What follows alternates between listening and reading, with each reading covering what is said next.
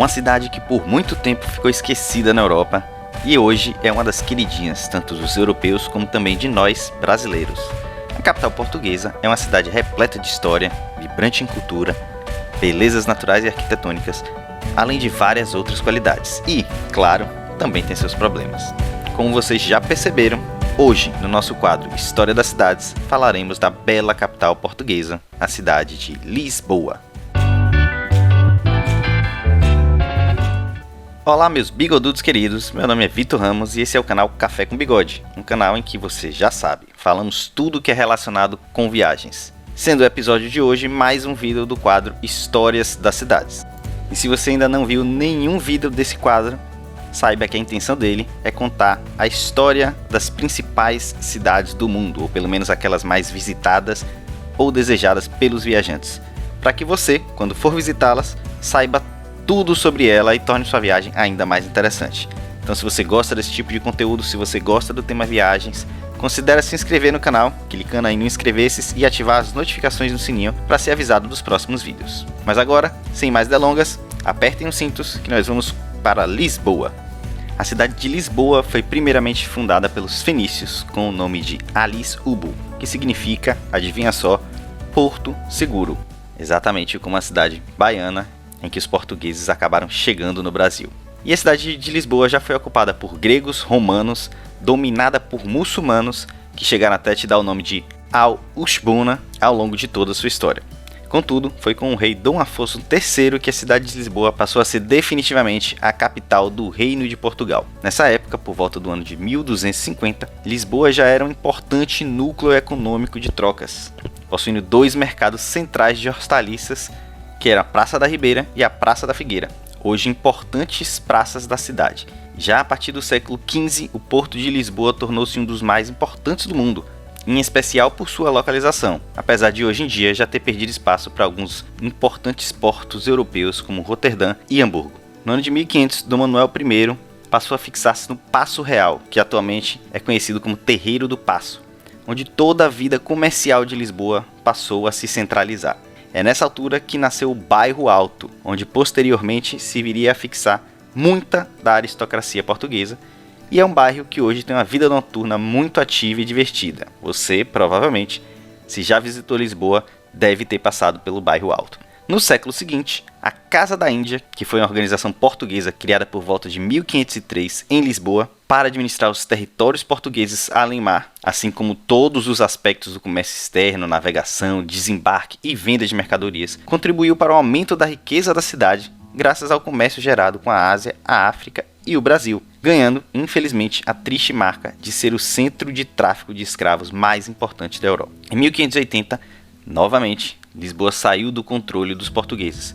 O Duque de Alba conquistou Portugal e o rei espanhol Filipe II tornou-se rei também de Portugal, sendo que o país só viria a recuperar sua independência em 1640, seguindo-se um período esplendoroso na cidade de Lisboa devido às grandes riquezas trazidas do Brasil. Mas por que tantas disputas por Lisboa? Por que tantas conquistas dessa cidade? Um dos motivos é sua posição geográfica estratégica, em especial naquela época, já que ela fica no estuário do maior rio da Península Ibérica, o Tejo, e de ser um porto natural, talvez o melhor porto natural para reabastecimento dos barcos que fazem o comércio entre o Mar do Norte e o Mediterrâneo, além de sua proximidade no extremo sul e ocidente da Europa com os novos continentes da África subsaariana e da América. Do final do século XV até o final do século XVIII, de forma quase ininterrupta, a cidade, na verdade, o rei, a igreja, a nobreza e a burguesia comercial, já que o povo não estava incluído nisso, beneficiou-se das riquezas do ultramar, ou seja, de seus territórios além de Portugal. Só a igreja, por exemplo, com um patrimônio cada vez maior, construiu mais algumas dezenas de conventos e templos repletos de ornamentos de ouro,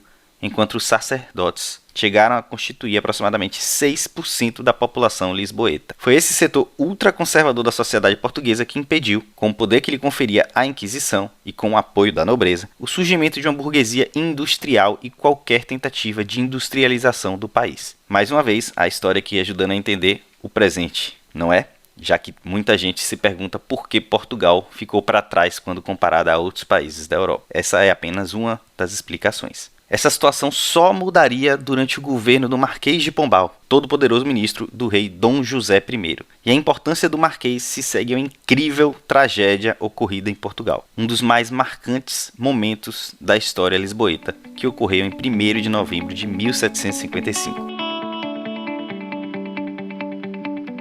Nesta data, um terremoto de proporções gigantescas destruiu Lisboa, não só pela magnitude do próprio terremoto, mas porque ele foi tão potente que gerou um enorme tsunami, que teve efeitos até no Nordeste brasileiro na época, e que, dada a imensa destruição que causou por toda a cidade, ainda gerou um incêndio de enormes proporções e de difícil controle, o que resultou na destruição quase total da cidade, em especial na sua parte mais baixa. O terremoto ainda aconteceu no dia 1º de novembro de 1975, como eu disse, dia que coincide com o feriado do Dia de Todos os Santos, e essa data, de cunho religioso e festivo, acabou por contribuir para um alto número de fatalidades, já que as ruas e igrejas estavam cheias de fiéis naquele momento. Ainda hoje, uma vez em Lisboa, você pode visitar algumas ruínas das construções que conseguiram sobreviver a esse terremoto e aos incêndios, ainda que parcialmente, como as ruínas do Carmo e o Museu Arqueológico do Carmo. Essa destruição ampla da cidade deu a oportunidade ao Marquês de Pombal, com o ouro que chegava de Minas Gerais, de reconstruir a Cidade Baixa e empreender uma obra de requalificação urbanística notável da cidade de Lisboa, seguindo um novo traçado geométrico com grandes vias de estilo clássico. Pombal aproveitou para transformar a cidade que,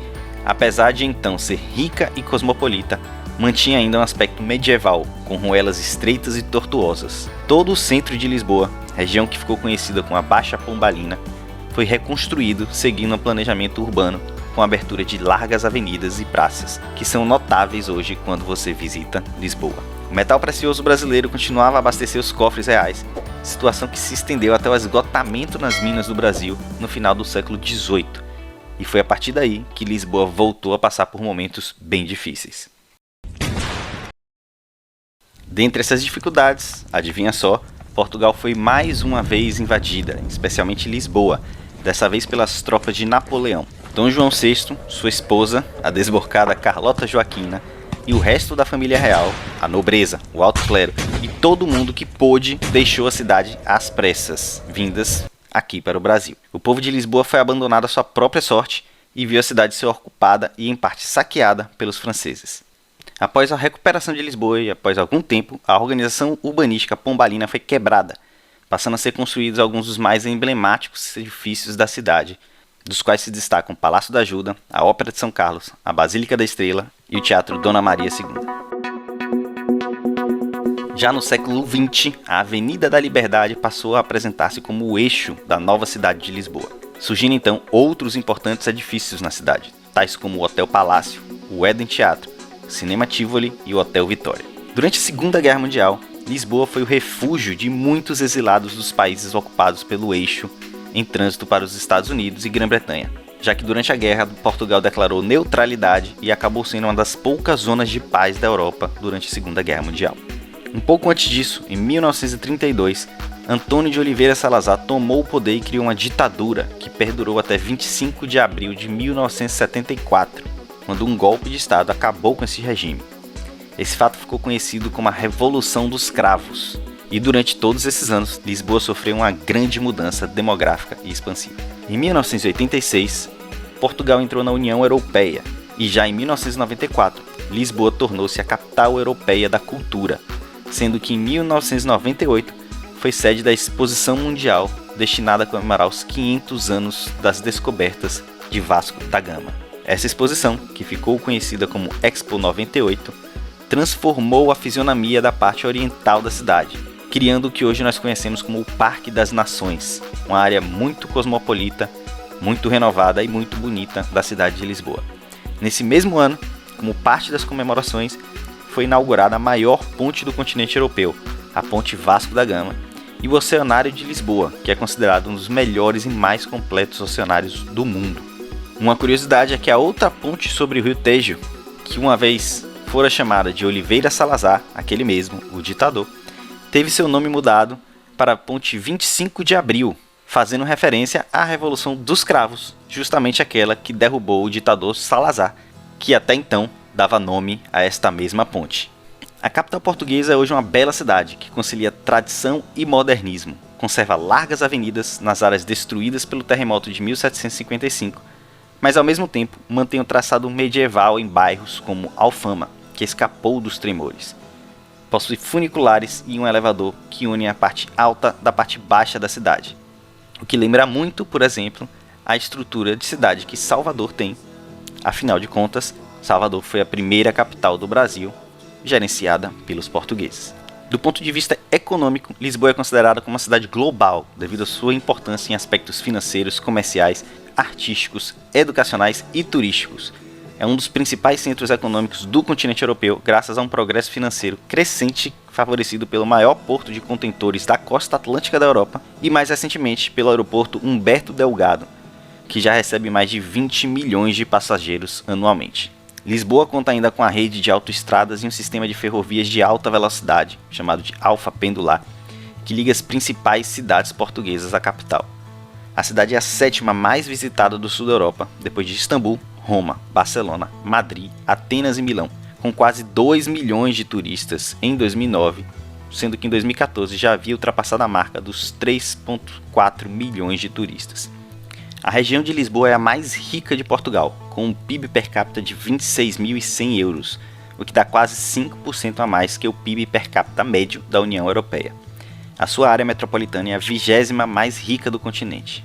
Todo o crescente interesse turístico em Lisboa tem, entre suas mais diversas explicações, o fato de Portugal ser hoje o terceiro país mais pacífico do mundo, ter um custo de vida muito mais barato do que o restante da Europa Ocidental, não ser alvo de ataques terroristas, além de ter belezas naturais fantásticas, uma gastronomia de excelência e, claro, seus numerosos vinhos de alta qualidade e também de custo muito mais razoável, por exemplo, do que os vinhos franceses. Dentre algumas curiosidades de Lisboa está a estátua do Cristo Rei, que se situa na margem esquerda do Rio Tejo, bem próximo à ponte 25 de Abril, e é uma cópia do Cristo Redentor do Rio de Janeiro, possuindo uma altura de 28 metros, e um monumento que na sua totalidade tem 110 metros de altura. A bela capital portuguesa, como vocês viram nas imagens, é uma cidade repleta de locais históricos a visitar, belezas naturais, entretenimento de qualidade. Mas isso vai se tornar em breve um outro vídeo aqui no canal, com direito a dicas direto de lá, a cidade de Lisboa. Por isso, não deixe de comentar dizendo o que você mais quer saber sobre Lisboa e de se inscrever no canal para não perder os próximos vídeos. Um abraço e até a próxima viagem.